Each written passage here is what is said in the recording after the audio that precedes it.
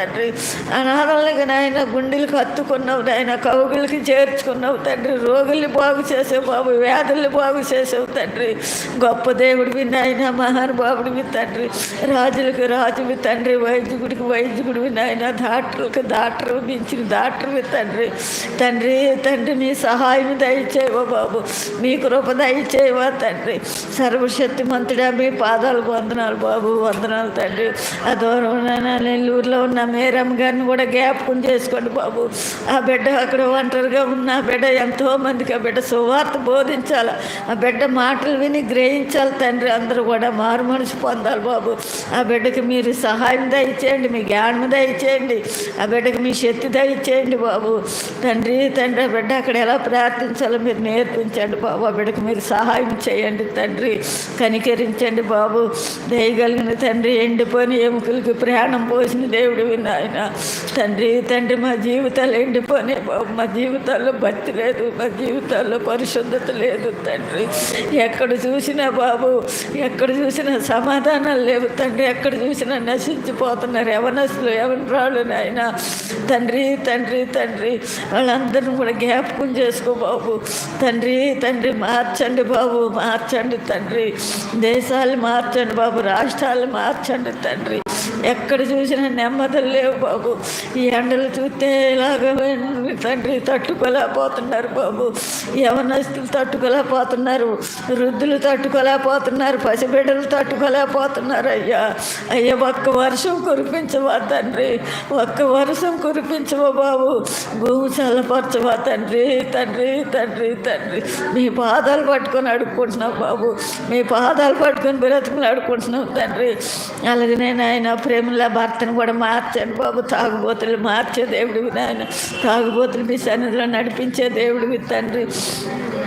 ఆ ప్రసన్న కూడా నాయన జ్ఞాపకం చేసుకోండి, విజయాన్ని కూడా జ్ఞాపకం చేసుకోండి బాబు.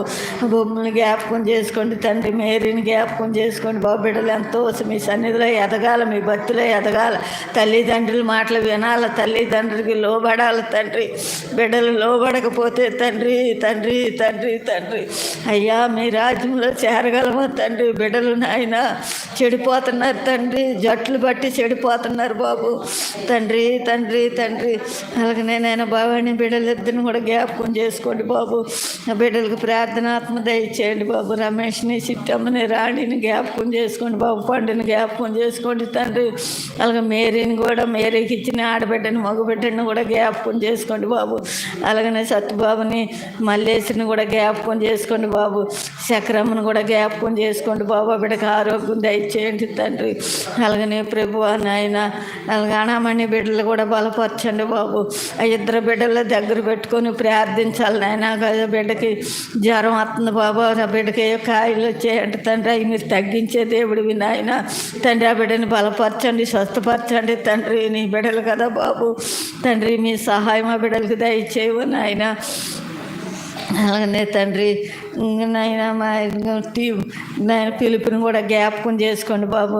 ఆమెని కూడా జ్ఞాపకం చేసుకోండి. బిడ్డలు మంచి చదువులు చదవాలి, మంచి తండ్రి మీ సన్నిధిలో ఎదగాలి బాబు. బిడ్డలు ఎదగాలి తండ్రి, ఎదగాలి బాబు. ప్రార్థన చేయాలి తండ్రి, భక్తి చేయాలి బాబు. చదువు కాదు నాయన మీ సన్నిధిలో బిడ్డలు ఎదగాలి బాబు, ప్రార్థించాలి తండ్రి. ఇంకా నాయన రత్నాన్ని కూడా జ్ఞాపకం చేసుకో బాబు. రమణ గారిని కూడా జ్ఞాపకం చేసుకొని ఆయన నాయన నాయన బిడ్డను కూడా జ్ఞాపకం చేసుకోండి తండ్రి. భార్యను కూడా జ్ఞాపకం చేసుకోండి బాబు. పాపను జ్ఞాపకం చేసుకోండి తండ్రి. సత్యవతిని జ్ఞాపకం చేసుకోండి బాబు. తండ్రి మీ బిడ్డలు నాయన మేమందరము కూడా తండ్రి పరలోకంలో ఉంటే ఎంత ఆనందం బాబు. మీ జీవ గ్రంథంలో మా పేర్లు ఉండాలి తండ్రి. మీ జీవ గ్రంథంలో మా పేర్లు లేకపోతే మీ రాజ్యంలో మేము రాగలమా తండ్రి, ఉండగలమా బాబు. ఆ పేర్లు రాయబడాలి తండ్రి. మేమందరం మీ రాజ్యంలో ఉండి స్తుతించుకొని ఆరాధించుకుంటే ఎంత ఆనందం బాబు, మీకు ఎంత సంతోషం తండ్రి. అలాగే ఎలిజబెత్ని కూడా జ్ఞాపకం చేసుకోండి, అలా ఆయన జ్ఞాపకం చేసుకోండి. అలాగే సత్యబాబుని కూడా క్లియర్ని కూడా జ్ఞాపకం చేసుకోండి నాయన. బిడ్డల కొరకు కన్నీరు కార్చాలి నాయన. అయ్యా అయ్యా మౌనిక ఎంత కన్నీరు గార్చింది కొడుకు గురించి, ఆగస్టుని గురించి. మౌనిక ఎంత కన్నీరు గార్చింది, 12 సంవత్సరాలు కన్నీరు గార్చింది ఆ కొడుకు గురించి. అప్పుడు ఆ కొడుకు ఆ కన్నీరులో కొట్టుకొచ్చాడు, తండ్రి పాదాల మీద పడ్డాడు, తల్లి పాదాల మీద పడి తల్లిని క్షమాపణ అడిగి అప్పుడు ఆ తండ్రి ఆ కుమారుడు ఎంతో ప్రార్థన పరుడవ్వాడు. అలాగే బిడ్డల కొరకు కన్నీరు గార్చాలి, బిడ్డల కొరకు పశ్చాత్తాపడాలి, బిడ్డల కొరకు ఎంతో ఏడవాలి. తండ్రి మీ సన్నిధానంలో నాయన, తండ్రి మీ సహాయం దయచే బాబు, మీ కృప దయచేయండి తండ్రి. పెదరాణిని కూడా జ్ఞాపకం చేసుకోండి బాబు. నాయన నాయన నాయన బుజ్జమ్మను జ్ఞాపకం చేసుకోండి, ఇస్రాయిల్ని జ్ఞాపకం చేసుకోండి బాబు. ఆ కొడుకు గురించి ఎంతో బాధపడుతున్నారు నాయన. ఆ బిడ్డడికి ఎప్పుడు మీరు మాట ఇస్తారో, ఎప్పుడు ఆ బిడ్డకి మీరు ఆరోగ్యం ఇస్తారో, ఆ బిడ్డని ఎప్పుడు నడిపిస్తారో తండ్రి. అంత మీ దయ బాబు, అంత మీ చిత్తము తండ్రి. అయ్యా మీ చిత్తమును అక్కడ నెరవేర్చాలి బాబు. పరలోకంను నెరవేర్చిన తండ్రి భూమి మీద కూడా నెరవేర్చాలి బాబు. అలాంటి బిడ్డల దగ్గర మీ కార్యంలో నెరవేర్చాలి తండ్రి. మీరు ఇవ్వాలి తండ్రి. ఇచ్చే దేవుడివి నాయన, సంతోషం సమాధానాలు ఇచ్చే దేవుడివి తండ్రి, ఆనందం ఇచ్చే దేవుడివి నాయన, గొప్ప దేవుడివి తండ్రి, మహానుభావుడివి నాయన. అలాగని మేణామణిని కూడా జ్ఞాపకం చేసుకోండి బాబు. ఆ బిడ్డకి ఇచ్చిన 2 బిడ్డల మనవలు కూడా జ్ఞాపకం చేసుకోండి బాబు. ఇస్రాయిల్ కూడా మార్చండి బాబు తండ్రి. తాగుడికి బానిస అయిపోయాడు బాబు, ఆ బానిసత్వం తీసివేసి తండ్రి ఎంతో భయంకరమైన వ్యాధిని బాగు చేసావు బాబు. మీ సన్నిధికి తీసుకురా తండ్రి, మీ సన్నిధిలో నడిపించు బాబా. తాగుడు నుండి విడిపించు తండ్రి. తండ్రి మీ పాదాలు పట్టుకొని అడుక్కుంటున్నాను బాబు, మీ పాదాలు పట్టుకొని నేను బ్రతిమలాడుకుంటున్నాను తండ్రి. మీరే బాబు, మీరే కనికరించండి తండ్రి. కనికరించిన ఆయన కృప చూపి మహిమపరచమని, నాలో తప్పులు పొరపాట్లు ఉంటే క్షమించమని ఈ కొద్ది ప్రార్థన పాదశాన్ని చేర్చుకోమని యేసయ్య పరిశుద్ధ నామమున అడుగుతున్నాను తండ్రి. మహాకనికరమును ప్రేమ కలిగిన మా ప్రియ పరలోకపు తండ్రి, నీ ఘనమైన పాదములకు మరొకసారి వందనములు తెలియచేసుకుంటూ దేవా తండ్రి, నీ ఆత్మ మాతో ఉంటే చాలు అని, నీ దయ మాతో ఉంటే చాలు అని, కేవలము నీ కృప కోసమే కనిపెట్టుచున్న ఈ దినములో దేవా తండ్రి ఎలా ప్రార్థన చేయాలో నాకు మాకు నేర్పించండి. నీ సహాయం నాకు మాతోటి ఉంచండి. బలపరచము, లైకత విగ్రహ మంత్రశక్తులకు బలం మీరు పడగొట్టము, సైతాన్ శక్తులకు తంత్రమును మీరు పడగొట్టము. లోకనాథుని నామములో మీరు బంధించండి. మా ప్రార్థన మా విన్నపములన్నీ కూడా నీ సన్నిధిలో దేవా సాయంకాల నైవేద్యములు ఉండుట కృప దయచేసి బలపరచము. నీ శక్తి చేతులను మమ్మల్ని నింపి మీరే మహిమాఘనత పొందమని మా ప్రభును రక్షకుడైన క్రీస్తు అడిగి వేడుకొనుచున్నాం పరమ తండ్రి. Amen, amen.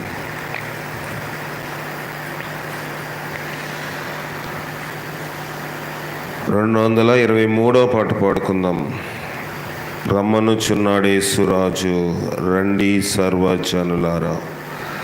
223వ పాట.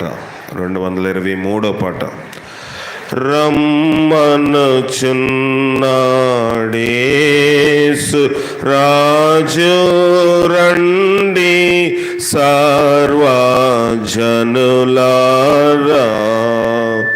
ఇల్లు వాకిలి లేని వారల్ ఇహమున నమ్మ దగిన వారల్.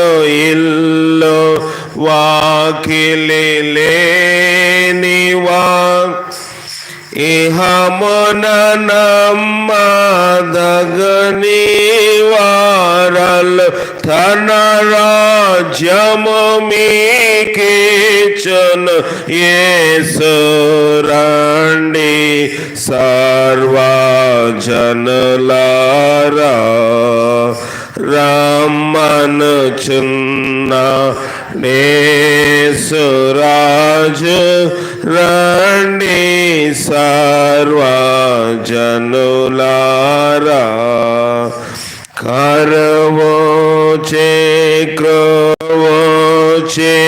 క్రోశించుచున్న మరణించుచున్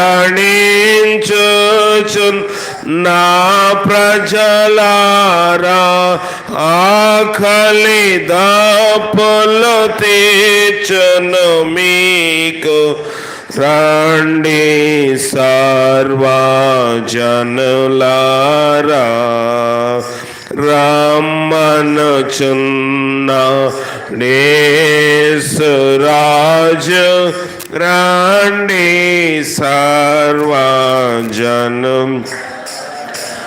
ముండ్ల మకుటము ప్రక్కగాయము పాదహస్తము లలగాయములో ముండ్ల మకుటము గాయము పాదహస్తము లలగాయములు పొందిన ప్రభువే పిల్చెను మేము రండి సర్వజనం రమ్మనుచున్నాడేసు రాజు రండి సర్వజనులారా రయమున ప్రియులారా రయమున ప్రియులారా కోడి రండి పరీక్ష చేయండి రయమున ప్రియులారా కోడి రండి పరీక్ష చేయండి భరించును మీ భారములన్నీ రండి సర్వం రమ్మనుచున్నాడేసు రాజు రండి సర్వజనులారా.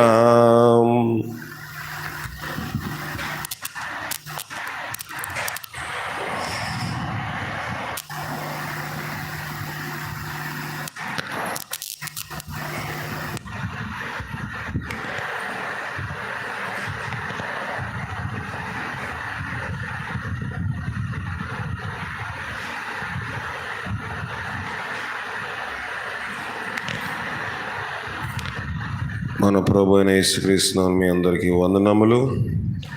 లైవ్లో వాక్యం వింటున్న సంఘ బిడ్డలు కూడా ప్రత్యేకమైన వందనములు. దేవుని వాక్యం చూద్దాం. అపోస్తులు రాసిన కార్యములు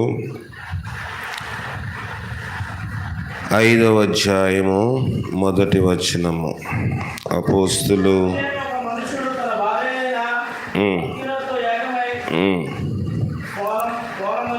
పొలము అమ్మెను.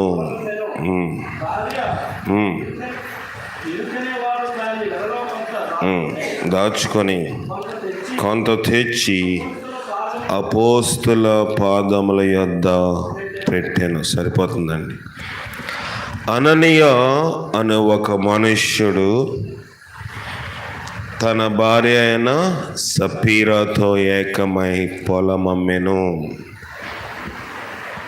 ఎవరెవరు అమ్మారంట పొలం? భార్య భర్తలిద్దరు కలిసి ఒక రేటు దానికి నిర్ణయించుకొని దానిని అమ్మినట్లుగా లేఖనము తెలియజేస్తూ ఉంది. భార్య ఎరుకనేవాడు దాని వెలలో కొంత దాచుకొని కొంత తెచ్చి అపోస్తుల పాదముల యొద్ద పెట్టెను. జాగ్రత్తగా వినాలి, దయచేసి ఎవరు నిద్రపోవద్దు. ఏం చేశాడంటే తను భార్య ఎరుకనే అంటే భార్యకు తెలిసి వాడు దాని వెలలో కొంత దాచుకొని కొంత తెచ్చి అపోస్తుల పాదముల యొద్ద పెట్టాను. పొలం అమ్మితే అపోస్తుల పాదముల దగ్గర పెట్టాలా? చెప్పండి. అపోస్తులు అంటే ఎవరు? దేవుని వాక్యము చెప్పుచున్నా, దేవుని వాక్యం బోధిస్తున్నా దేవుని సేవకులు. ఇప్పుడు పొలం అమ్మారు. పొలం అమ్మితే ఎవరిదా పొలము? అపోస్తులదా? కాదు, వాళ్ళదే. కానీ ఇక్కడ ప్రాబ్లం ఏంటి మరి? దాచుకోవడానికి వాళ్ళకి అధికారం లేదా? మీరు అమ్ముకున్నది మీరు ఎంత దాచుకోవాలని అంత దాచుకుంటారు, దేవునికి ఎంత ఇవ్వాలంటే అంత ఇస్తారు. కానీ ఇక్కడ జరిగింది ఏంటంటే, ₹1,00,000 పొలం అమ్మారు. ఎంతగా అమ్మారు? కానీ 50,000 తీసుకొచ్చి ఇంతగా అమ్ముడైందని చెప్పారు. అర్థమైందా మీకు? ₹1,00,000 పొలం అమ్మి 50,000 తీసుకుని వచ్చి ఇంతకే అమ్ముడయ్యింది అని చెప్తే వీళ్ళు ఏం చేశారు? అంతకే అమ్ముడైందేమో అని అనుకున్నారు. అయ్యా, మాకు ₹1,00,000 అమ్ముడైంది, 50,000 మేము ఉంచుకున్నాము, 50,000 దేవునికి ఇస్తున్నామంటే దాంట్లో తప్పేమీ లేదు. కానీ ఇక్కడ అబద్ధం ఆడారు. అందరూ ఏం చేశారంటే అమ్మిందంతా తీసుకొచ్చి పెడతా ఉన్నారు.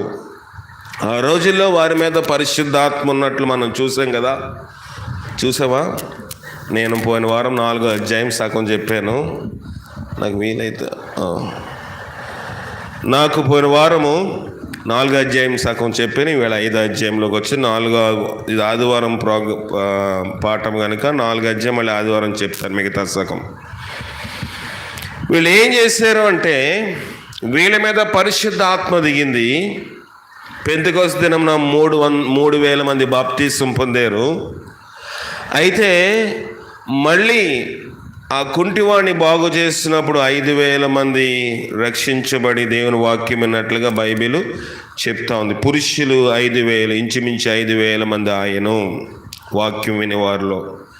ఎప్పుడైతే వాక్యం వీళ్ళు లోతుగా విన్నారో వీళ్ళు అనుకున్నారు, ఈ పొలాలు ఇళ్ళు మాకు వద్దు, ఎప్పటికైనా ఒక దినమందు చచ్చిపోవలసిందే, ఎవరూ మనలను రక్షించలేరు. ఒక రకమైన దేవుని ఆత్మ, పరిశుద్ధాత్మ నింపుదల బలంగా వచ్చినప్పుడు కొంతమంది ఏం చేశారంటే వాళ్ళ ఆస్తులు అమ్మేసి మేము దేవుని దగ్గరే ఉండిపోతాం, మందిరంలోనే ఉంటాం, బ్రతికినంత కాలం బ్రతుకుతాము, లేకపోతే మేము జీవించడానికి మా దగ్గర డబ్బులు లేకపోతే అపోస్తులే మమ్మలను పోషిస్తారు అని అందరూ తీసుకొచ్చి పెట్టేస్తూ ఉన్నారు. ఇప్పుడు అననీయ సపేరని ఎవరు పెట్టమని అడగలేదు. చూడండి, కొన్నిసార్లు మన సంఘంలో అందరికీ కొన్ని అనౌన్స్మెంట్లు చేస్తాం, ఇది ఖచ్చితం కాదని కూడా మనము చెప్తాం. కానీ మనం ఏం చేస్తాము, వాళ్ళు ఇస్తున్నారు కనుక మనం ఇవ్వకపోతే బాగోదని కొన్నిసార్లు మనము చేస్తాం. ఇచ్చుట వలన ఇవ్వకపోవడం వల్ల కాదు, మన హృదయంలో నిశ్చయించుకున్న దాని ప్రకారం ఇవ్వమని బైబిల్ తేటగా చెప్తా ఉంది. ఇప్పుడు నేను ఒక ప్రసంగికుడిని, నాకులాగా లక్షల కోట్ల మంది ప్రసంగికులు ఈ ప్రపంచంలో ఉన్నారు. నా స్థాయి ఏంటో, నా యొక్క విధానం ఏమిటో దాని ప్రకారమే నేను మీకు బోధిస్తాను. ఎవరో విధానం తీసుకుని వచ్చి నేను మీకు బోధిస్తే దాని ప్రకారం నేను నడవకపోతే దాంట్లో నేను లెక్క అప్పచెప్పాలి. కనుక నేను ఎంతవరకు ప్రభువులో ఎదుగుతున్నాను, నేను ఎంతవరకు నడుచుకున్నాను, ఎంతవరకు వాక్యమును అవలంబించి చేస్తూ ఉన్నానో అది వరకే మీకు నేను బోధించడానికి అర్హుని. కానీ దానికి మించి ఎక్కువ స్థాయిలో మీకు బోధిస్తే నేను నిష్ప్రయోజకుని అవుతాను, మీకు ఆ వాక్యం నిష్ప్రయోజనం అవుతుంది, నేను దేవుని దృష్టిలో నేరస్తుడిగా మిగిలిపోతాను. అయితే ఇక్కడ కూడా జరుగుతుంది, అదే జరుగుతూ ఉంది. మిగతా వారందరూ తీసుకుని వచ్చేసారు, వారి దగ్గరకు ఉన్న ఆస్తులు అంతస్తులన్నీ తీసుకొచ్చేసారు. అననీయ సప్పేరు అనుకున్నారు, మనం కూడా చర్చిలో భోజనం చేస్తున్నాం కదా, మనం కూడా ఎక్కడ భోజనం చేస్తున్నాము, చర్చిలోనే అపోస్తుల దగ్గర భోజనం చేస్తున్నాం కదా, మనం పొలం ఉందని అయ్యగారికి తెలుసు, అమ్మ పోతే అయ్యగారు ఏమని అనుకుంటాడో కనుక బేరం పెట్టారు. బేరం పెట్టి అయ్యగారికి ఇమ్మని అయ్యగారు అడగలేదు. అడిగారా? పోనీ ఎంత కమ్మేమని అడిగారా? అడగలేదు. కానీ వాళ్ళు తీసుకుని కొంత, పోనీ సగం అనుకుందాం, సగము తీసుకొచ్చి దేవుని పాదాల దగ్గర పెట్టి ఇంతకే అమ్మేమని ఇద్దరు ఒక నిశ్చయితకు వచ్చి చెప్పారు. అంటే సగం విశ్వాసం, అంతేనా? పూర్తిగా విశ్వాసం ఉంటే మొత్తం పెడతారు, అసలు విశ్వాసం లేకపోతే అసలు అమ్మరు. అటు ఇటు ఉంటేనే ప్రమాదం. మనం అనుకుంటాము పర్వాలేదు, ఒకటి చేసి ఒకటి చేయకపోతే ఏంటనుకుంటాం. ప్రభు అదే అన్నాడు, అయితే వెచ్చగానే ఉండు, చల్లగానే ఉండు. అటు ఇటుగా ఉంటే, అటు ఇటుగా ఉన్నవాళ్ళు ఎవరైనా మనం చూస్తాం కదా, కాదు లోకంలోని శరీరంగా అటు ఇటుగా ఉన్న వాళ్ళు ఏంటంటే మనం కనీసం లెక్క చేస్తాం, వాళ్ళని నవ్వుకుంటాము, అపహాస్యం చేస్తాం. మరి భక్తులు అటు ఇటుగా ఉంటే, ఆకాశమందు ఆసీనుడగువాడు నవ్వుచున్నాడు, ప్రభువాన్ని చూచి అపహసించుచున్నాడు. ఇక్కడ నవ్వరు, ఇక్కడ అంటారు అందరూ పర్లేదు లేక సగం భక్తి చేస్తే ఎవరు చేస్తున్నారులే అంటారు. కానీ ఆకాశమందు ఆసీనుడగువాడు నవ్వుచున్నాడు, ప్రభువాన్ని చూచి అపహాస్యము చేస్తున్నాడంట. కనుక మనం ప్రయత్నం చేస్తూ ఉన్నాము. విశ్వాస ప్రయత్నములో సైతానుడు ఎవరో ఒకళ్ళు మన ముందు పెడతా ఉంటాడు. ఇక్కడ కూడా జరుగుతుంది అదే. వాళ్ళు ఏం చేశారంటే సగము అపోస్తలుల పాదాల దగ్గర పెట్టారు. ఎందుకోసం పెట్టారు? వారు ఫుడ్ బిల్ కట్టాలనుకున్నారు, మరి ఏంటో మొత్తానికి పెట్టారు. మిగతాది వాళ్ళు దాచుకున్నారు. అయితే జరుగుతున్న విషయంలోకి వచ్చేద్దాం.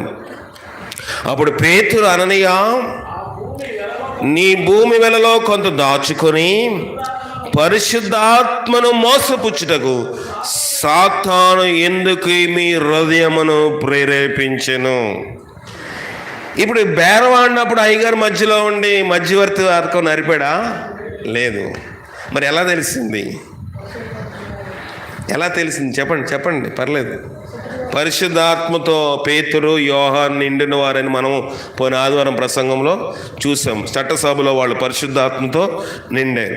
పరిశుద్ధాత్మ నింపుదల ఉన్నప్పుడు దైవజనుడికి, దేవుని సేవకుడికి, సంఘ కాపరికి దేవుడు సంఘంలో ఉన్న ప్రతి విషయమును బయలుపరచడా? చిన్నప్పుడు పిల్లలందరూ ఉండేవారు. ఎవరు? చంద్రల, ప్రేమల, విజయ, దయమణి, వీళ్ళందరూ ఉండేవారు. వీళ్ళు ఏదైనా తప్పు చేస్తే అయ్యగారి దగ్గరికి వచ్చేవాళ్ళు కాదు. ఎందుకంటే అయ్యగారికి తెలిసిపోద్ది మా ముఖం చీకటి అయిపోయిందేమో. వాళ్ళకున్న ఉద్దేశాలు, వాళ్ళకున్న దృష్టి ఏంటంటే మేము ఎక్కడో చిన్న తప్పు చేసాము, ఇప్పుడు అయ్యగారికి తెలిసిపోద్దంట మా ముఖం ఇది ఇక్కడ ఎక్కడో తినేసాము, ఏ చెంచెడి దగ్గర కూర్చున్నాము, అయ్యగారికి తెలిసిపోతుంది అని వాళ్ళు ఏం చేసేవారంటే అయ్యగారి దగ్గరికి వచ్చేవారు కదా. ఎందుకంటే భయము కదా. అలాగని ఏనాడు కూడా వారు చేసింది కొన్నిసార్లు వాళ్ళే చెప్పేసేవారు, కొన్నిసార్లు తెలిసిపోతూ ఉంటుంది. చిన్నపిల్లలు అన్న తర్వాత మనం బాల్యకాలం నుంచి చిన్న పొరపాట్లు చేస్తూ ఉంటాం, తెలిసిపోతూ ఉంటుంది. ఇప్పుడు దేవుడు బయలుపరుస్తాడన్న రుజువు ఏంటంటే ఇక్కడ ఆ పేతురికి దేవుడు బయలుపరిచాడు. పాత నిబంధన కాలంలో కూడా జరిగింది అదే. ఎవరో ఒక మనుషుడు వచ్చి స్వస్థ వచ్చేసింది, ప్రార్థన చేశాడు, అయ్యగారు వెళ్ళిపోతుంటే అయ్యగారి దగ్గర శిష్యుడు ఉన్నాడు. ఆయన పేరేం పేరు? గెహాజీ. వాడికి దాని మీద ఆశ వచ్చింది. నయమాను పట్టుకెళ్తున్న దుస్తులు, బంగారం, వెండి చూసి ఆశ వచ్చింది. పరిగెత్తుకుని వెళ్ళాడు, తెచ్చేసుకున్నాడు. ఇప్పుడు మనం చూసినట్లయితే ఎవరు? ఎలీషా నయమాను వచ్చినప్పుడే బయటికి వచ్చాడా? రాలేదు. సేవకుని పంపించాడు, గెహాజీని పంపించి, బాబు వెళ్ళి యోర్దాను నదిలో 7 సార్లు మొలగమని చెప్పాడు. సాధారణంగా ఈ దైవజనుడు బయటికి వచ్చే దైవజనుడు కాదు, తాను కనపరుచుకునేవాడు కాదు, దేవుని మాటలే బయలుపరుచుకుంటూ ఉన్న దైవజనుడు. అలాంటిది గెహాజీ ఏం చేస్తున్నాడు?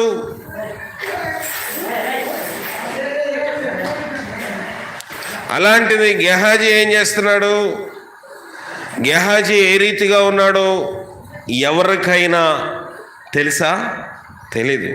నయమాను విషయమై దైవజనుడు ప్రార్థన చేస్తున్నాడు. ఎవరి కోసం ప్రార్థన చేస్తున్నాడు? నయమాను విషయమై ఎలీషా ప్రార్థన చేస్తూ ఉంటే దేవుడు గెహాజీ స్థితిని అంతటిని బయలుపరుస్తున్నాడు.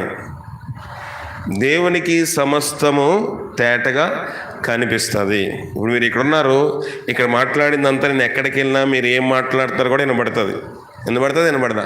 కొంతమంది తెలుసు, కొంతమంది తెలియదు. కానీ ఇక్కడ మీరు వచ్చిందే కాదు, మీరు మాట్లాడే ప్రతి ఒక పిన్, ఒక సూది ఇలా కింద వేసినా దాంట్లో లాక్కుంటుంది. ఒక మానవుడు సృష్టించిన ఒక చిన్న కెమెరా, దానికి ఏమి వైరు, కరెంట్ ఒకటి ఇస్తున్నాం. దానికి ఉండే ఇంటర్నెట్ కూడా వైఫై ద్వారా, కరెంట్ అదే వైర్ లేకుండానే దానికి ఇంటర్నెట్ వెళ్తూ ఉంది. ఇక్కడ కానివ్వండి, నెల్లూరులో మన సంఘం ఆ కెమెరాస్ ఉన్నాయి. వాళ్ళు ఏం మాట్లాడినా అక్కడ కొన్నిసార్లు స్త్రీలు వాక్యం చెప్తూ ఉంటారు, నేను వింటూ ఉంటాను.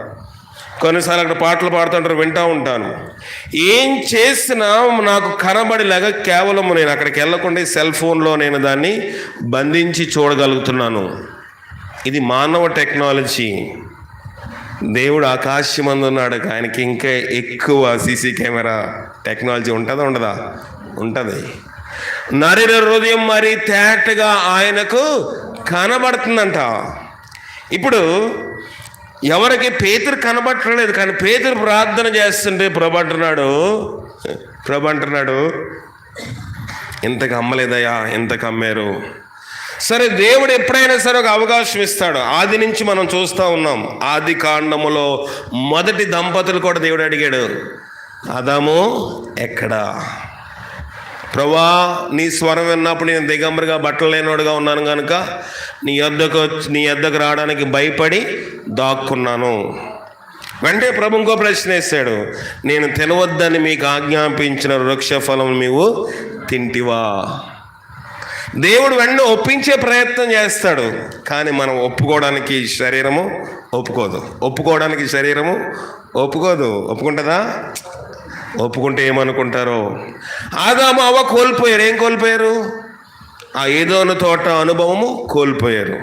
సరే, రెండో వాళ్ళ పిల్లలకు పుట్టారు, కయ్యూను హేబేలు. కయ్యూనుకి ఏంటి సరిహద్దు గొడవలు లేవు. గొడవ ఎక్కడొచ్చింది? చర్చిలోనే గొడవ వాళ్ళిద్దరికి కదా. చర్చిలో గొడవ, బయట గొడవ, చర్చిలోనే గొడవ. దేవుడు ఎవరికి ప్రాధాన్యత ఇచ్చాడు? హేబేలుకు ప్రాధాన్యత ఇచ్చాడు, కయ్యూనికి ప్రాధాన్యత ఇవ్వలేదు. కొన్నిసార్లు సంఘంలో ఇలాంటి జరిగినప్పుడు కూడా మనకు హృదయంలోని పాస్టర్ గారు నాకు చేయలేదు, పాస్టర్ గారు నాకు ప్రాధాన్యత ఇవ్వలేదు అనుకుంటాం మనం. నేను అందరినీ ఒకలాగే చూస్తాను నాకు తెలిసినంతలోని. కొన్నిసార్లు పొరపాటు జరగవచ్చు మానవులు కనుక, కానీ అక్కడ హేబేలు కయ్యూను విషయంలో పొరపాటు ఏమీ ఉందా? లేదు. దేవుడు కావాలనే కయ్యూను అర్పణను నిర్లక్ష్యము చేశాడు, హేబేలు అర్పణను లక్ష్యము చేశాడు. ఇది ఎవరికి నచ్చలేదు. ఇప్పుడు ఎవరితో గొడవాడాలి? కయ్యూను దేవునితో గొడవాడాలి. ప్రభా, ఏంటి నా అర్పణ నువ్వు తీసుకోలేదు, నా తమ్ముడు అర్పణ తీసుకున్నావు, ఏంటి ప్రాబ్లం? అడగాల లేదా? అడగకుండా ఈడు అర్పణ ఎందుకు తీసుకున్నాడు? ఈయన లేపేస్తే నా అర్పణ తీసుకుంటాడు దేవుడు అనుకున్నాడు. ఆయన ఉద్దేశం అలాగుంది, అవునా కదా? హేబేలు గాడిని లేపేస్తే కయ్యూను అనుకున్నాడు, ఇంకెవరిది? నా అర్పణ ఖచ్చితంగా దేవుడు తీసుకోవాలి, అంతే కదా. అది ఇంక వేరే అపోజిషన్ పార్టీ లేదు అనుకున్నాడు, లేపేశాడు. అయిపోయిందా? పని అయిపోయిందా? అవ్వలేదు. దేవుడు అతన్ని అక్కడ ఉండకుండా చేసేసాడు, ఆ సంఘములోనే ఉండకుండా చేశాడు. మన భాషలో చెప్పుకోవాలంటే దేవుడు దేవుని సన్నిధిలో నుంచి అతను వెళ్ళిపోయినట్లుగా లేఖనం తేటగా చెప్తా ఉంది. కనుక దేవుడు ప్రతి దాని విషయంలో ఒప్పించే ప్రయత్నం చేస్తాడు. హేబేలు విషయంలో, కయ్యూను విషయంలో కూడా కయ్యూను ఎప్పుడైతే తమ్ముడైన హేబేలుని చంపేస్తాడో దేవుడు సాక్షాత్ కిందకి దిగి వచ్చి, కయ్యూను నీ తమ్ముడైన హేబేలు ఎక్కడ? అడిగాడా? అడగలేదా? అడిగాడు. అడిగితే ఎందుకు అడిగాడు? కడగడానికి. అందుకేనా అడిగింది? ఎందుకు? కయ్యూను చేసిన రక్త అపరాధము కడగడానికి ఆయన అడిగాడు. కానీ కయ్యూను మాత్రం తిరుగుబాటు సమాధానం చెప్పండి, నేను కయ్యూను నా తమ్ముడికి హేబేలుకి నేనేమైనా కావాలా వాడినా అని అడిగాడు. ఇక్కడ కూడా పేతురు పరిశుద్ధాత్మతో నిండిన తర్వాత అననీయాన్ని పిలిచి, బాబు నువ్వు ఎంత కమ్మావు అని అడిగితే ఏమన్నాడు? సాతాను ఎందుకు నిన్ను ప్రేరేపించెను? అది నీ యొద్దనున్నప్పుడు అది నీదే కదా, అమ్మిన పిమ్మట అది నీ వశమై ఉండలేదా? ఎందుకు ఈ సంగతి నీ హృదయంలో ఉద్దేశించుకొని ఉన్నావు? నువ్వు మనుష్యులతో కాదు దేవునితో అబద్ధమాడుతావని చెప్పాను. ఇక్కడ పరిశుద్ధాత్మ నింపుదల. పాత నిబంధన వేరు, యెహోవా కాలం, తండ్రి కాలం వేరు, కుమారుని కాలం వేరు, పరిశుద్ధాత్మ కాలం వేరు. పరిశుద్ధాత్మను దుఃఖపరిస్తే క్షమాపణ లేదని బైబిల్ తేటగా చెప్తుంది. ఎందుకంటే పరిశుద్ధాత్మ ఎరిగిన వారు, అన్ని తెలిసిన వారు. ఇక్కడ అననీయ సఫేరాకి వాక్యం తెలీదా? వాక్యం తెలియకపోతే దేవుడు క్షమిస్తాడు. వాక్యం తెలియని వాడు ఒకడు ఉన్నాడు ఇంకా కింద గ్రంథాలు. ఎవరతను? సౌలుకి వాక్యం తెలియక యూదులను రేపి పట్టుకుని చంపుతా ఉన్నాడు. కనుక పౌలు అంటా ఉన్నాడు, తెలియక చేసితని కనుక నేను క్షమించబడ్డాను. ఇక్కడ పరిశుద్ధాత్మను దుఃఖపరుస్తున్నాడు. ఎవరు? అననీయ. మాట వింటున్నాడు. ఎవరి మాట? పేతురు మాట వింటూనే ఏమైపోయింది? అననీయ ఈ మాటలు వినుచునే పడి ప్రాణం విడువగా వినిన వారందరికీ మిగిల భయము కలిగెను. చూడండి ఎంత త్వరగా వచ్చిందో. ఏమి అంత తప్పేం చేశాడు? పక్కన పొడిచేశాడా? పడవలేదు. వ్యభిచారం పక్కింటి వాళ్ళతో ఆలయాలతోటి అక్రమ సంబంధం పెట్టుకున్నాడా? కాదు. లేకపోతే ఏదైనా ఆస్తిని ఎవరి దగ్గర ఆస్తిని దోచుకున్నాడా? కాదు. అతని డబ్బే, అతని ఆస్తే, అన్నీ అతనియే. కానీ అబద్ధము ఆడాడు. ఎక్కడ ఆడాడు? పేతురు ఎవరు? అననీయ అనుకున్నాడు నేను మనుషులతో అబద్ధం ఆడాను అనుకున్నాడు. ఎవరితో అనుకున్నాడు? నేను మనుష్యులతో అబద్ధం ఆడాను అనుకున్నాడు. కానీ పేతురు అంటున్నాడు, నువ్వు మనుషులతో అబద్ధం ఆడలేదు, దేవునితో అబద్ధం ఆడావు, పరిశుద్ధాత్మను మోసము చేసావు. ఇక్కడ పేతురు ఎవరి నామంలో బోధిస్తున్నాడు? పరిశుద్ధాత్మ శక్తి చేత బోధిస్తా ఉన్నాడు. నేను నన్నుగా చూస్తే నేను అబ్రహాం గారి అబ్బాయిని, అంతేనా? నేను నన్నుగా మీరు చూడకపోతే నేను ఎవరిని? దేవుని యొక్క సేవకుడిని. కనుక నేను అనేకసార్లు నా బిడ్డలకి, భార్య కూడా చెప్తా ఉంటా, మీరు నన్నుగా చూడొద్దు. చాలాసార్లు నేను ఒంటరిగా ఉన్నప్పుడు వాళ్ళు చెప్తాను, నన్నుగా మీరు చూడకూడదు. నన్ను ఒక సేవకుడిగా చూస్తే, తండ్రిగానో భర్తగానో లేకపోతే కుమారుడుగానో ఆ రీతిగా చూస్తే మా తండ్రే కదా, నా భర్తే కదా అని వాళ్ళలోనే వేరొక అభిప్రాయము ఉండవచ్చు. పాత నిబంధనలో కూడా అలా జరిగిన సన్నివేశాలు ఉన్నాయి. ఎవరికి అలాంటి జరిగింది చెప్పండి? మోషే ఉన్నాడు, తన అన్నయ్య అయిన అహరోను, తన అక్క అయిన మిరియాం ఏమన్నారు? మోషే కూడా మాకు లాంటి వాడే కదా, మేం ప్రవచించట్లేదా? మోషే సేవలో మేము చేయట్లేదా? మోషే ఒక్కడే ప్రయాసపడుతున్నాడా? మేము మోషేకి సహాయం చేయట్లేదా? మేము ప్రవచించట్లేదా? మేము పాటలు పాడలేదా? మాకు భక్తి తెలుసు అని ఏమనుకున్నారు వాళ్ళు? గర్వం హృదయం వచ్చింది. ప్రభు అన్నాడు, రేపు వద్దు మీ ముగ్గురు వచ్చి నిలబడని అన్నాడు. ఎవరు? దేవుడు. మీ ముగ్గురు రండి, రేపు ఉదయం మీతో మాట్లాడాలన్నారు. ముగ్గురు రాగానే దేవుని యొక్క శక్తి వారితో బలంగా మాట్లాడినప్పుడు మిరియాం మీదకి తెల్లనైన కుష్ఠము వచ్చింది. జాగ్రత్తగా వినండి. మిరియాం ఎక్కడ ఉండిపోయింది? పాళెము బయట, అంటే ఊరు బయట ఉండిపోవాల్సి వచ్చింది. నోహగరు ఊరు బయట ఉండిపోవాల్సి వచ్చింది. ఎవరు? మిరియాము. ఎందువల్ల? దొంగతనం చేసిందా? కేవలము దేవుని సేవకుడు నా అన్నగారు అనుకుంది, నా తమ్ముడు అనుకుంది. ఎందుకు అంత ఎక్కువ అనుకుంది మిరియాము? చిన్నోడు ఇంకా ఏదో చెప్తున్నారు, చెప్పండి, పర్లేదు, మీకు తెలిసింది చెప్పండి. నాది భక్తే కదా అనుకోండి. ఎందుకు అనుకుందని నేను అనుకునేది. ఎందుకంటే నదిలో కొట్టుకుపోతున్నప్పుడు రక్షించింది ఎవరు? ఆవిడే కదా. నేను రక్షించకపోతే ఈవేళ బతికుండేవాడా? ఉంటుందా ఉండదా మనసు? మనకు ఆ మనసు ఖచ్చితంగా ఉంటుంది. మనుషులు మనం కదా.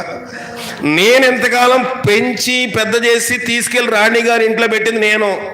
ఈవేళ నాకు చెప్తాడా? ఉంటుందా ఉండదు మనసు? ఉంటుంది. అందుకే భక్తి మనం త్వరగా నేర్చుకోలేం. కొన్నిసార్లు ఎవరు చెప్పినా మనం లోబడాలి. సత్యము ఎవరు చెప్పినా మనము లోబడాలి.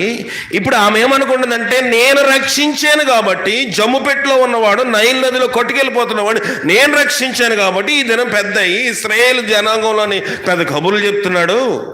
నేనే కానీ ఆ దినమందు అది చూడకపోతే వీడు ఆ రోజే ముసలు నోట్లోకి వెళ్ళిపోయి ఉండేవాడని ఎక్కువ మాట్లాడేసింది. ఎవరు? మిరియాము. దేవుడు అన్నాడు, నీ ఓవర్ యాక్షన్ ఆపే అన్నాడు.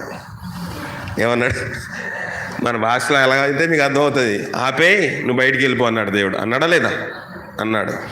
కనుక కొన్నిసార్లు మనము మనిషిని ఆత్మీయ కోణంలోనే చూడాలి. ఆత్మ సంబంధమైన మాటలు మాట్లాడినప్పుడు శరీర సంబంధమది శరీరానుసారులు శరీర విషయములమై మనస్సు పెడతారు, ఆత్మానుసారులు ఆత్మ విషయమై మనస్సు పెడతారు. ఎందుకు ఇంత త్వరగా వచ్చిందంటే, ఇక్కడ పేతురు కానీ ఇంకా యోహాను కానీ మిత్రులు కానీ వాళ్ళ ధనము కోసం సేవ చేయలేదు. కానీ వీళ్ళు వాళ్ళ యొక్క భక్తిని ధనంతో ముడిపెట్టుకున్నారు కనుక వాళ్ళ మీదకి శాపం అంత త్వరగా వచ్చింది. అనేక సార్లు ఈ వృత్తాంతం నేను ఒంటరిగా ఆలోచించినప్పుడు, ప్రభా ఎందుకు అంత త్వరగా నీ శాపం వచ్చింది, ఎందుకు ఇది ఆపలేకపోయారు? ఎందుకంటే వారి మీదకి పరిశుద్ధాత్మ అనుభవంతో ఉన్నవారు కనుక. ఇక్కడ పేతురు డైరెక్ట్గా చెప్తున్నాడు, సాతాను ఎందుకు నిన్ను ప్రేరేపించెను? అది నీదే కదా, నీ వద్ద ఉన్నప్పుడు నీదే, అమ్మినప్పుడు నీదే, పెట్టులేటుకున్నప్పుడు నీదే. ఎందుకు నువ్వు అబద్ధం చెప్పవనగా, అననీయ ఆ మాట వినుచునే పడి ప్రాణం విడువగా వినిన వారందరికీ మిగిలిన భయము. ఒక్కడ పోతే పోయాడు కానీ మిగిలిన వారందరికీ ఏమొచ్చింది? భయం వచ్చింది. దేవుడు చిన్న నష్టం కలుగజేసి లోకమంతరికి భయం పెట్టే దేవుడా కాదు చెప్పండి. దేవుడు అందరికీ భయం పెడతాడు. ఎందుకు? మిగతా వాళ్ళు ఆ రీతిగా నష్టము కాకూడదని. కనుక ఇక్కడ నేను నాకు విలువ ఇవ్వండి, నన్ను గౌరవించాలని నేను చెప్పటం లేదు. దైవ సేవకుడికి దేవుడు బయలుపరుస్తాడు. కొన్నిసార్లు నేను అనేక సార్లు ఈ యొక్క అనుభవంలో వింటూ ఉంటాను.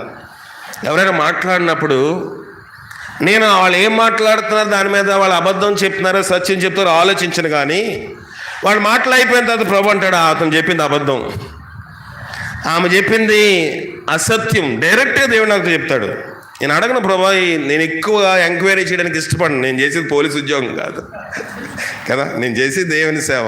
వాళ్ళే ఉన్నారు, ఇలా ఉన్నారు, ఇదంతా నేను ఎంక్వైరీ చేస్తే వాళ్ళ మీద ఉన్న ప్రేమ నాకు పోవచ్చు. కొన్నిసార్లు వాళ్ళ మీద ఉన్న ఇది పోదు. కొన్నిసార్లు నేను తెలిసినా తెలియనట్టుగా ఉంటాను. ఎందుకంటే అన్నిటి విషయంలో నేను సహించువాడుగా ఉండాలి. అనేక విషయములు దేవుడు నేర్పిస్తూ ఉంటాడు. ఈ విషయము పలానా వ్యక్తి చెప్పాడు ప్రభా అని నేను ఎప్పుడు అడగను. ప్రభు అంటాడు, అతను చెప్పింది అబద్ధం, ప్రభా ఆ బిడ్డను నువ్వు క్షమించు. నేను ఇంకొక ప్రశ్న, నేను ఎప్పుడైతే దేవుడు అది బయలుపరిచాడు అబద్ధం అంటాడో, నేను ఇంకో ప్రశ్న, ఎందుకంటే ఇంకో ప్రశ్న అడిగాను అనుకో, ఇంకొక అబద్ధం చెప్తాడో చెప్తాడు. కనుక ఎక్కువ అబద్ధాలు ఆడిషన్ వేసుకోలేక సర్లే అని చెప్పేసి నేను దాన్ని అక్కడితో ఆపేస్తూ ఉంటాను. దేవుని సేవకులు కానీ, ఒక సంఘ కాపరి కానీ, ఒక దైవజనుడు కానీ మనము ఏదైనా మరుగు చేస్తే దేవుడు వారికి బయలుపరుస్తాడు, ఖచ్చితంగా బయలుపరుస్తాడు. నేను ఈ సంపూర్ణ సేవలోకి వచ్చిన తర్వాత నేను ప్రభుని అడిగింది, ప్రభా నేను ప్రార్థన చేసినప్పుడు స్వస్థత కావాలి, నేను ఏదైనా ఒక మాట ప్రవచనాత్మకంగా మాట్లాడితే అది జరగాలి, లేకపోతే మనుష్యులు ఈ సువార్తను నమ్ముతారా? నమ్మరు. కనుక దేవుడు పరిశుద్ధాత్మతో నిండినప్పుడు ఇక్కడ ఏమి పేతురు చెడిపి చేశాడా? మనకు చెడిపోయింటే బాగా అర్థమవుతుంది. చెడిపోయామని చేశాడా?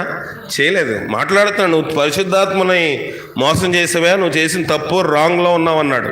ఇది వింటూనే ప్రాణము విడిచేసాడు. చూడండి, పరిశుద్ధాత్మ క్రియ అంత వేగవంతముగా ఉంటుంది. మనము దేవుని సేవకులు తెలియకుండా ఏదైనా చేయొచ్చు, అంటే తెలియపరచాలని కాదు, కానీ దేవుని సంఘానికి లేకపోతే నీ ఆత్మీయ స్థితిని పాడు చేసేది దేవుని సేవకులకు తెలియకుండా చేసే దేవుడు వాళ్ళకి బయలుపరుస్తాడు. ఒకవేళ బయలుపరచకపోయినా నష్టము చూసేది దేవుని సేవకుడు కాదు, ఎవరు? మనమే చూస్తాం. అవునా కదా? ఇప్పుడు దేవుని సేవకుడు మీ దగ్గర లాభం వస్తుందని చేస్తాడా, మీ ఆత్మలు దేవుని దగ్గర నిలబెట్టాలని చేస్తాడా? మీ ఆత్మలు దేవుని దగ్గర నిలబెట్టాలనే చేస్తాడు. 100% మంది ప్రయాసపడేవాళ్ళు ఉన్నారు, దేవుని సేవకుల్లో కూడా అటు ఇటుగా ఉన్నవాళ్ళు ఉన్నారు. కానీ వాళ్ళందరినీ వక్రీకరించే సమయం కాదు. కానీ నిజమైన దేవుని సేవకుడు మీ ఆత్మను ప్రభు దగ్గర నిలబెట్టాలని ప్రయాసపడుతున్నాడు కనుక, అయ్యో ఈ బోధలో నిలబడలేను, ఈ యొక్క పరీక్షలు నేను ఉండలేను, ఈయన బుధవారం అంటాడు, శనివారం అంటాడు, ఆదివారం అంటాడు, ప్రార్థన నీటిగా వస్తే ప్రసంగంలో ఎత్తి చెప్తాడు అని కొన్నిసార్లు సైతాన్ని మనం అనుకుంటుంది, మనసులో అనిపిస్తుంది. ఎందుకు చెప్పాలి? చెప్తే మళ్ళీ ఇంకొకసారి ఆలస్యంగా రారని, లేకపోతే మళ్ళీ ఇంకొకసారి అడిగితే మళ్ళీ వచ్చేవారు వస్తారు. ఎందుకు? ప్రసవ వేదన, ఆత్మల కనడం అనేది ప్రసవ వేదనతో సమానం అని పౌలు చెప్తున్నాడు. ఇప్పుడు మీరు బుధవారం శనివారం రాకపోతే నాకేం నష్టం ఉంటుందా? మన శరీర సంబంధంగా మాట్లాడుకుందాం కొంచెంసేపు. ఏం నష్టం ఉంటుందా? ఆదివారం రాకపోతే కనీసం 10 రూపాయలు చందేరా అని అనుకోవచ్చు నేను, శరీర సంబంధంగా అనుకుంటే. బుధవారం శనివారం రాకపోతే నాకేం నష్టం ఉంటుందా? ఆదివారం వస్తే చాలేరా 10 రూపాయలు చందా వేస్తారా అనుకోవచ్చు నేను శరీర సంబంధం అయితే. బుధవారం శనివారం కూడా దేవుని సన్నిధిలో కూర్చోవాలని ఆశపడితే నీ ఆత్మను దేవుని సేవకుడు దేవుని ఎదుట నిలబెట్టాలి, ఎంత కష్టమైనని ప్రయాసపడుతున్నాడని. ఇక్కడ పేతురు ప్రయాస ఆ రీతిగా ఉంది కనుక, పేతురు యొక్క ప్రయాస శరీర సంబంధమైనది, డబ్బు సంబంధమైనది కాదు కనుక, పేతురు చెప్పిన బోధను వారికి సరిగా అర్థమైందో అర్థమవక ఎలాగ చేశారో మొత్తానికి పరిశుద్ధాత్మను వాళ్ళు వక్రీకరించారు కనుక అతడు చనిపోయాడు. చనిపోయిన తర్వాత అప్పుడు పడుచువారు లేచి వాని బట్టతో చుట్టి మోసుకుని పోయి పాతి పెట్టేశారు. వెంటనే అతని సమాధి చేసేశారు. ఇప్పుడు సపేర్ ఎక్కడుంది? ఇద్దరు తప్పు చేశారు కదా, మరి ఇద్దరికి రావాలి కదా. సపేర్ ఏమైనా చూద్దాం. 7వ వచనము. ఇంచుమించు 3 గంటల సేపటికి వాని భార్య జరిగినదే తెలియక ఆ చర్చిలోకి వచ్చిందంట. అప్పుడు పేతురు, మీరు ఆ భూమిని ఇంతకే అమ్మితరా? నాతో చెప్పమని అడిగాను. అందుకామె, అవును, ఇంతకే అమ్మితిమని. వీడికి తెలియదు, తెలిస్తే ఒప్పేసుకునేదేమో. ఇంట్లో సాంబారు ఏదో తాలింపెట్టి వచ్చింది, ఎవరో 3 గంటల గంటలన్నీ తోమేసుకొని, పేతురు గారికి భార్య ఉంది కనుక, పేతురికి భార్య ఉంది కదా, పేతురికి భార్య ఉంది కనుక పాస్టమ్ గారిని కలిసి వెళ్దామని వచ్చింది ఈ భక్తురాలు. ఎవరు? సపేరా. కనుక ఎన్ని గంటలకు వచ్చిందంట? ఇంచుమించు 3 గంటల కంటే భోజనం వండేసుకుని తినేసి అంటులతో వేసుకుని 1 గంట పడుకొని వచ్చి ఉంటుంది కదా. సరే, మొత్తానికి వచ్చింది. ఎందుకు వచ్చింది? ఏదో కొంత ఆశ ఉంది. వచ్చేసరికి పేతురు ఎప్పుడు వస్తుందా అని చూశాడు. లోపల రాగానే పేతురు అన్నాడు, మీరు పొలము 50,000కి అమ్మారా అని అడిగాడు. అంతకే మేము అని వెంటనే నోరు తడుముకోకుండా చెప్పేసింది. చెప్తే ఏమైంది చూడండి. అందుకు పేతురు, శోధించడానికి మీరు ఎందుకు ఏకీభవించితిరి? ఇదిగో మీ పెనిమిటిని పాతిపెట్టిన వారి పాదములు వాకిటినే ఉన్నవి, వాడు నిన్ను మోసుకుని పోదురని ఆమెతో చెప్పాను. ఇందాక వింటూనే శాపం వచ్చింది, ఎందుకంటే అతనికి ఛాన్స్ లేదు మాట్లాడడానికి. ఇక్కడ పేతురుని ఒప్పించడానికి ప్రయత్నం చేశాడా చేయలేదా? చేశాడు. కానీ మంది లేదు, అందుకే అమ్మేసామంది. ఇదిగో నీ పెనిమిటిని పాతిపెట్టిన వారు ఇంకా కాళ్ళు కడుక్కుంటున్నారు, ఆ గుణపాల పార్లు అక్కడే ఉన్నాయి, వారు కూడా నిన్ను మోసుకుని పోతారన్నాడు. ఈ మాట వింటూనే ఆమె ప్రాణము విడిచేసింది. ఎందుకు ఈ మాటలు నేను సంఘముతో చెప్తున్నానంటే, అలాంటి శాపము మనకి రాకూడదు. మరణము గురించి కాదు, ఇక్కడ మరణం పక్కన పెడదాము. కొన్నిసార్లు ఎన్నో రకమైన ఇబ్బందులు మనం పడుతున్నామంటే ఇలాంటి కారణాలు ఏమైనా ఉన్నాయేమో. కొన్నిసార్లు మన మనసు అంటది ఈ సంఘానికి దూరంగా ఉందాము అంటే భక్తి చేయలేక కొన్నిసార్లు కొన్ని సంఘాలు అయితే కొన్ని ఆదివారాలు ఉంటాయి, చాలా సంఘాలు. కొన్ని సంఘాలు శుక్రవారం ఆదివారం ఉంటాయి. మనమైతే వారానికి 3 సార్లు, మళ్ళీ ఒక గురువారం ఇక్కడ కలుసుకున్నాం. నెల్లూరులో శుక్రవారం కలుసుకున్నారు స్త్రీలు. ఎందుకు ఇలా కలుసుకుంటున్నాం చెప్పండి? బైబిల్లో ఉంది ఇలా కలుసుకోమని. ఆదివారం ఒక్కరోజే కదా పరిశుద్ధ దినం, ఎందుకు కలుసుకున్నాం చూద్దాము. దేవుని వాక్యంలో ఆ మాట కూడా నేను చూసి నేను ముగించేస్తాను. హెబ్రీలు రాసిన పత్రిక 10:24-25. హెబ్రీ 10:24-25. హెబ్రీలు రాసిన పత్రిక 10:24-25.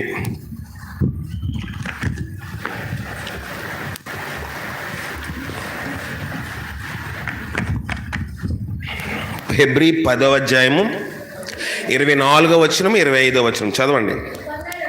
కొందరు మానుకొనుచున్నట్లుగా సమాజముగా కూడుట మానక ఒకరినొకడు హెచ్చరించుచు ఆ దినము సమీపించు కొలది మీరు ఎక్కువగా అలాగూ చెయ్యాలి. ఏంటంటండి? ప్రేమ చూపుటకును సత్కార్యములు చేయుటకును ఒకరినొకడు పురుకొల్పుకొనవలనని పురుకొల్పుకొనుటకు ఏంటండి ఆలోచింతుము. సరిపోతుంది. ఇప్పుడు కొందరు మానేసుకున్నారంట. కొందరు మానుకున్నట్లుగా సమాజముగా కూడుకొనుట మానొద్దు. కొందరు ఏం చేస్తారంట, మానేసుకున్నారు. కొన్ని సంఘాలు ఆదివారం ఒక్కరోజే కలుసుకుంటాయి.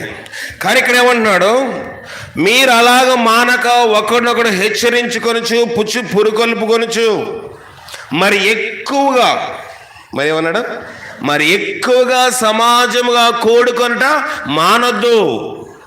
అది హెబ్రీలకు సంఘానికి పౌలు రాస్తున్న ఉత్తరం. హెబ్రీ సంఘస్థులారా, మీరు మానుకోవద్దు. కొందరు మానేసుకున్నారు, ఆధార్ ఒక్కరోజు వెళ్తే చాలే అనుకుంటున్నారు. కానీ ఆ దినము సమీపిస్తుంది. ఏ దినము? ప్రభు దినము సమీపిస్తుంది కనుక. ఇప్పుడు ఎగ్జామ్స్ దగ్గరికి వచ్చాయి అనుకోండి, ఏం చేస్తారు చెప్పండి? పరీక్షల దగ్గరికి వచ్చినప్పుడు స్కూల్లో శ్రద్ధగా చదువుతారు. ఇంకా 2-3 కలిసి గ్రూప్ స్టడీ ఉంటుందా లేదా? ట్యూషన్లో కూడా గంట ట్యూషన్ 2 గంటలు అయిపోతుంది. స్కూల్లో కూడా 4 గంటలు స్కూల్ అయిపోతే 4 నుంచి 6 గంటల స్పెషల్ క్లాస్ అంటారు. ఎందుకంటే ఎగ్జామ్స్ దగ్గర అయిపోతున్నాయి కాబట్టి. అవునా కదా? అవునా కదా? చెప్పండి. ఒక చదువుకునేవాడు ఎగ్జామ్లో పాస్ అవ్వాలంటే ఎక్కువగా బుక్స్ దగ్గరికి వెళ్తాడు, లేదా 2-3 కలిసి చదువుకుంటూ ఉంటారు, లేదా సాయంకాలం 10 గంటలకు అందరూ పడుకున్న టీ తాగి మెలకుగా ఉండి కూడా చదువుతూ ఉంటాడు. ఎందుకంటే పరీక్ష పాస్ అవ్వాలి. ఇక్కడ కూడా జరుగుతుంది అదే. మీరు ఆ దినము సమీపించుకొని దేవుని రాకడ సమీపమైపోతుంది కనుక మీరు ఒంటరిగా ఉంటే మీకు అధైర్యంగా ఉంటారు. ఒంటరిగా ఉంటే ఎవడైనా వచ్చి ఏదైనా చెప్తే మీరు నమ్మేస్తారు. కనుక మీరందరూ సమాజంగా కూడుకొనుట మానొద్దు. ఎలా మానొద్దంట? ఎక్కువగా కూడుకోవాలి. మీరు ఎన్నిసార్లు దేవుని సన్నిధిలో గడుపుకుంటే అంత ధైర్యం వస్తుంది. ఇవన్నీ ప్రయాసాలు దానికోసం. కనుక అననీయ సపేరాలు వాళ్ళు ఏం చేశారంటే, వాళ్ళు ఏదేదో ఆలోచించుకున్నారు. మనము ఈ దినములో మనం ఏం చేస్తూ ఉంటాము, కొన్నిసార్లు దేవుని వాక్యము నా కోసం ఎవరో చెప్పారు కనుక ఈయన వాక్యం బోధించారు అనిపిస్తుందా? అనిపిస్తుంది. కొన్నిసార్లు నా కోసము ఎవరో ఈయనకి ఖచ్చితంగా చెప్పుంటారు, ఈ సంఘం వద్దులు ఇంకో సంఘానికి వెళ్ళిపోదాం, లేదా అసలు ప్రార్థనే మానేద్దాం అనిపిస్తుందా? అనిపించదా? అనిపిస్తుంది. సైతానుడు దాన్ని మనలో ప్రేరేపిస్తాడు. వేరొక నియమము వేరు మనసులోకి వచ్చింది అంటే సైతాన్ ప్రేరేపిస్తాడు, మనం కాదు. సైతాన్ ప్రేరేపిస్తాడు. సైతాన్ ప్రేరేపించగానే సాతానా వెనక్కి పో అని అనాలా అనద్దా? ప్రభువే అన్నాడు, ఇద్దరిని అన్నాడు. సైతాన్ ఎవరన్నాడు? పేతురిది ఏదో మాట్లాడుతుంటే ప్రభు ఏమన్నాడు? సైతానా నా వెనక్కి ఉన్నది అతను పేతుని సైతాన్ అన్నాడు. మనకైతే కోపం వస్తుంది. నేనంత నీకోసం ప్రయాసపడి ఆడు చెవు నరికేస్తున్నా సైతాన్ అంటావా? అంటావా అనమా? చెప్పండి. ప్రభు అన్నాడు, నువ్వు సైతాను రా, నా వెనక్కి పో. అంత ప్రయాసపడుతున్నాడు. ప్రధాన యాజకుని శిష్యుని చెవు నరికేస్తున్న వాడిని పేతురితో ప్రభు అన్నాడు, సైతాను నా వెనక్కి పొమ్ము. ఎందుకంటే పేతురు సైతాను కాదు, పేతుని ప్రేరేపిస్తుంది సైతాను కనుక మనము కొన్నిసార్లు మన నైజం మంచిదే, అవ్వ బుద్ధి మంచిదే, ఆదాము బుద్ధి మంచిదే, కానీ ప్రేరేపించింది ఎవరు? సాతాను ప్రేరేపించింది వాళ్ళని. కనుక సాతానికి మనము చోటు ఇవ్వకూడదు. ఇక్కడ పేతురు ఏమన్నాడు? సాతాను ఎందుకు మిమ్మలను మీ హృదయములను ప్రేరేపించను? మీరు కాదు, మీరు స్వకీయంగా మంచోలే. మీరు మంచోళ్ళు కూడా ప్రార్థనకు వచ్చారు, మీరు అంచోళ్ళు కాబట్టి పరిశుద్ధాత్మ పొందారు, మీరు అంచోళ్ళు కాబట్టి బాప్తీసం పొందారు. కానీ సాతాను మిమ్మలను ప్రేరేపిస్తుంది. కనుక శోధనలో ప్రవేశించకుండా ఉండాలి అంటే మెళుకు కలిగించాలంట ప్రార్థన చేయాలి. ప్రార్థన తక్కువైతే సైతాను ప్రేరేపణ ఎక్కువ అవుతుంది. ప్రార్థన తక్కువైందా సైతాను ప్రేరేపణ ఎక్కువ అవుతుంది. ఎవరైనా సరే, నేనైనా కానివ్వండి, నేను బోధించానని నేను ఏదో దాటిపోయినాను కాదు. నేను ఎప్పుడు దాటిపోతాను? నేను చనిపోయే దినం వరకు కరెక్ట్గా ఉంటే నేను దాటినట్టు. ఈ మధ్యలో నేను డ్యాన్స్ వేసాను అనుకోండి, నేను దాటుతానా? దాటలేను. తీర్పు అందరికి ఒకటే. కనుక సాతాను ప్రేరేపిస్తాడు, నువ్వు దేవుని సన్నిధికి దూరంగా ఉండు, దేవుని వాక్యానికి దూరంగా ఉండు, ఎక్కువగా వాళ్ళతో ఉంటే ప్రార్థన అంటారు కదా. కనుక సైతాను మనం దూరపరుస్తూ ఉంటాడు. నేను చెప్పేది ఏంటంటే, సైతాను ప్రేరేపణ మనతో ఉండకూడదంటే ఎక్కువగా ప్రార్థన చేయాలి. అననీయ సపేరులో ప్రార్థన తక్కువై ఉండొచ్చు. అననీయ సపేరులోని దేవుని మాటలు విన్నప్పుడు ఈ మాటలు ఎందుకులే అని అనుకుని ఉండొచ్చు, పర్వాలేదులే అనుకుని ఉండొచ్చు, ఎవరో ఒకరు ఏదో చెప్పిన మాట వినొచ్చు. కానీ దేవుని సేవకుల దగ్గర దాద్దామని అనుకున్నారు, దాయగలిగారా? దాయలేరు. దేవునికి విరోధముగా కానీ నిజమైన సేవ, నిజమైన వాక్యమునకు, నిజమైన పరిస్థితులకి దూరంగా వెళ్ళిపోను అనుకున్నావేమో. దేవుడు అంటున్నాడు, నువ్వు తప్పించుకోలేవు. దేవుని నుంచి తప్పించుకోలేవు. ఇక్కడ దేవుని సేవకుడు కాదు ప్రాముఖ్యము. దేవుని సేవకుడు ఎందుకు ప్రాముఖ్యమైందంటే, ఇక్కడ పేతురు నిష్కపటంగా పరిశుద్ధాత్మ శక్తి కలిగి చట్టసభలో నిలబడి అందరి ముందు పరిశుద్ధాత్మను పొందుకున్నాడు కనుక ధైర్యంగా చెప్పేశాడు. అంతకుముందు పేతురు అలాంటాడే కదా. అంతకుముందు పేతురు ధైర్యం ఉన్నదా? లేదు, దాక్కున్నవాడు. అంతకుముందు పిరికివాడు, అంతకుముందు అవిశ్వాసి, అంతకుముందు జాగ్రత్తగా ఉండండి, అంతకుముందు రక్తమాంసములో ఉండి. పేతురు జోబులో ఏముంది? అంగీలో కత్తి ఉంది. చెప్పాను కదా, కత్తి ఎందుకు ఉంది పేతురు చేతిలో? ఆయన చేపలు చేసి అలవాటు కనుక. మరి ఆ దినములో ఎక్కడ తీసిన ప్రభువారు చేప పెట్టినట్టే ఉంది కానీ మాంసం పెట్టినట్టు అక్కడ లేదు. 5 రొట్టెలు 2 చిన్న చేపలు. దేవుడు ఈ చేపల ఆహారము, ప్రభు కూడా కాల్చిన చేపే తిన్నాడు కనుక చేపలు తినడం మీరు కూడా మంచిదే. నిజం, నేను అబద్ధం చెప్పండి. చేపలు తింటే బుర్ర బాగా పెడతాను, నేను ఎక్కువ చేపలు తింటాను, అందుకే పెద్ద బుర్ర నాది. కనుక పేతురు చేపలు ఎందుకు అంటే అలవాటు. ఎప్పుడు వెళ్ళినా గబుక్కుని కొంతమంది చేపలు పట్టే వాళ్ళు హార్బర్కి వెళ్ళండి, విశాఖపట్నం, వాళ్ళు వెంటనే అక్కడ చేసి ఇచ్చేస్తారు. ఫ్రెష్ చేపలు అంటే కోసి ఇచ్చేసేసి మనకు అమ్ముతూ ఉంటారు. కనుక ఈ చేపలు పట్టే ఈ అనుభవం ఉంది కనుక, చేపలు చేసే అనుభవం ఉంది కనుక, చేపలు చేసి వాళ్ళు ముందే నరుగుతారు, చెవులు నరుగుతారు. కనుక పేతురు కూడా ఏం చేశారంటే చెవి వేసేసాడు. ఎవరికి? ప్రధాన యాజకుని శిష్యునికి. కనుక ఆ రీతిగా పేతురులో ఉన్న అనుభవము, ఆ ప్రాచీన స్వభావం పోలేదు. పేతురుతో అన్నాడు ప్రభువారు, కత్తి పడాయని చెప్పాడా? చెప్పలేదు. కత్తి వరలో ఉంచుకోవడం మంచిదే, కానీ దేనికి ఉపయోగించాలో దానికి ఉపయోగించు. కత్తి వరలో పెట్టుకోవయ్యా. కత్తి చేత ఏదైనా చేస్తే కత్తి చచ్చిపోతాను అన్నాడా లేదా? కత్తి చేత ఏదైనా చేస్తే కత్తి చేత నువ్వు చచ్చిపోతావు. నేనెంతకాలం అందరిని వదిలేసి, చేపలు వదిలేసి, దోణి వదిలేసి వస్తే నన్ను చచ్చిపో అన్నాడు. అనుకున్నాడా పేతురు? అనుకోలేదు. చాలా ఒడిదుడుకుల్లో నుంచి బయట నిలబడ్డాడు. ఈ దినమందు శాసిస్తున్నాడు సంఘాన్ని. ఎవరు? పేతురు. కనుక మనము కూడా ఈ వాక్యం యొక్క మర్మం ఏంటంటే, మన లోక సంబంధంగా ఈ అన్ని గురించి మనం ఎప్పుడు ఆలోచించొద్దు. ఆత్మ సంబంధంగా ఎప్పుడు సంఘానికి దూరం కాకూడదు మనం ప్రార్థన చేసుకోవాలి. ఒకవేళ దూరం అవ్వాలనుకుంటే దేవుడు ఏం చేశాడు? బాబేలు గోపురం కడదాం అనుకున్నాడు. ఎవరు? నోవహు కుమారులు అన్నాడు ప్రభువారు, మీ భూమంతా విస్తరించండి అంటే, నోవహు కుమారులు అన్నారు, మన అందరితో ఒకటే భాష, లోకంలో వేరే వేరే భాషలు లేవు, మనం పెద్ద గోపురం కడదాం అనుకున్నాడు. ప్రభుకి ఆ గోపురం కట్టడము ఇష్టము లేదు. ప్రభు వారు భాషను తారుమారు చేశాడు. దేవునికి విరోధంగా నువ్వేం చేస్తే తారుమారు చేస్తాడు. 10 లక్షల ఇల్లు కొన్నా, 20 లక్షల స్థలం కొన్నా, దేవునికి దేవుని సన్నిధికి దూరంగా ఉండాలనుకుంటే దేవుడు దాన్ని తారుమారు చేస్తాడు. చేయనుగాక. దేవుడు మన వినికిళ్ళ వాక్యమును దీవించినగాక. ప్రార్థన చేసుకుందాం. జీవగల దేవ, నీ ఘనమైన పాదాలకు వందనాలు. నీ సహాయం మాకు దయచేయండి. ఈ రాత్రికాల సమయంలో దేవా, తన అన్నయ్య సపేరా చేసిన ప్రయత్నము అది నిష్ఫలం. ఎందుకంటే దేవుని సంఘమునికి ఇవ్వమని పేతురు అడగలేదు, కానీ వారు అబద్ధమాడి ఉన్నారు. దేవుని సేవకునికి, దేవుని సన్నిధికి, పరిశుద్ధాత్మకి విరోధంగా మాట్లాడారు కనుక శాపం వచ్చింది. ప్రభా, మా మీదకి అలాంటి శాపం, నా మీదకి కూడా, మా మీదకి కూడా అలాంటి శాపం రాకూడదు మేము ప్రార్థన చేయించున్నాము. నీ సన్నిధి కావద్దని నాకు మాకు మీరు దయచేయండి. లైకత విగ్రహ మంత్రశక్తులకు బలం మీరు పడగొట్టము. నీ ఆత్మీకార్యం నా పట్ల, మా పట్ల మీరు జరిగించండి. ప్రార్థన శక్తి, ప్రార్థన అనుభవంలోనికి మేము నడుచుకునే భాగ్యం మా అందరికీ మీరు దయచేయండి. దేవా, ఈ దినము నీ దినము దేవా తండ్రి, ఈ బుధవారం కూడా మేము నీ సందులో కూర్చుని వాక్యం విన్నాం. వినగలిగే చెవులు గ్రహించగలిగే మేము అందరికీ మీరు దయచేసి బలపరచమని మా ప్రభును రక్షకుడైన క్రీస్తు ద్వారా అడిగి వేడుకొనిచున్నాం పరమ తండ్రి. ఆమేన్. మన పరమ తండ్రి అయిన దేవుని యొక్క ప్రేమ, కుమారుడైన యేసుక్రీస్తు వారి యొక్క కృప, పరిశుద్ధాత్మిక నేను సహవాసము ఇప్పుడు ఎల్లప్పుడు సదా మనకు తోడే నడిపించి కాపాడును గాక. ఆమేన్. ఆమేన్. వందనాలు. దయచేసి లైన్లో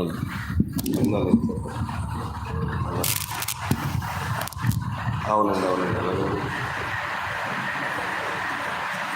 ఓకే ఓకే. ప్రీతి కదండి.